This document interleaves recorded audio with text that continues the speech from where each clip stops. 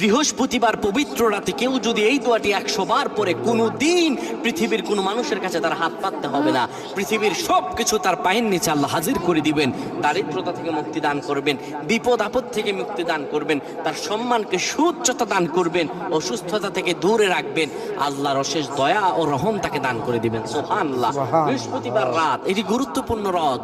এই রাত সপ্তাহে একদিন আসে।